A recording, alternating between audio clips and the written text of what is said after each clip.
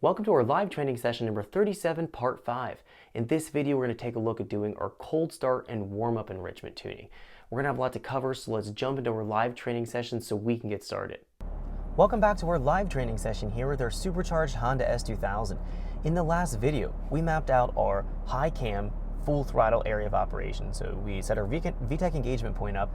We also set up our nitrous control to work in conjunction with our VTEC engagement so that it was adding the proper fuel and spark timing when we transitioned over to the high cam. Similar to the idea of the way Honda has two different fuel tables and two different spark timing tables to represent a low and a high cam of operation. So that should make all sense now. We went over all the knock control, the per cylinder knock control, and guiding us in our spark timing process.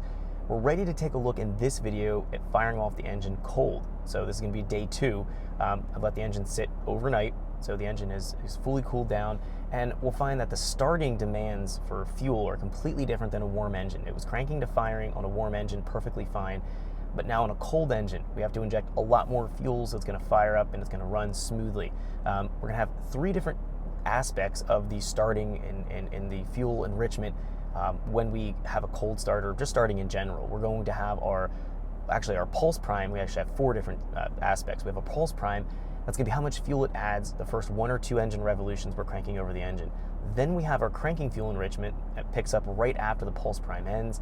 Then after it fires off, usually about 400 or 500 RPMs, depending on what the threshold's programmed here in the Series 2, it'll transition into the post-start table. Once it comes out of the post-start, it'll be in the warm-up enrichment.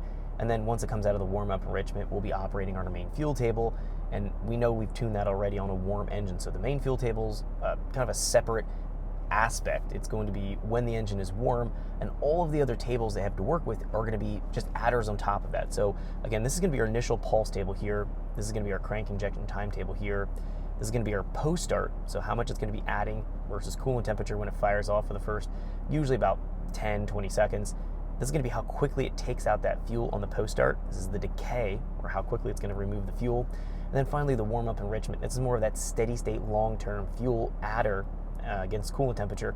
So it'll be going here first. So the first 1 or 2 cranking revolutions here will be on the pulse prime table, sourcing our fuel here, then transition here. As soon as it gets out of that, again, first 1 or 2 revolutions of cranking, it'll be in this table here to source its cranking fuel, fires off, moves into this table, and then moves into this table. So it's going to have kind of a traversing effect across these tables. So we want to know what it's doing, how it's working, what's going on with it, so that if we need to make an adjustment, we know where to make our adjustment.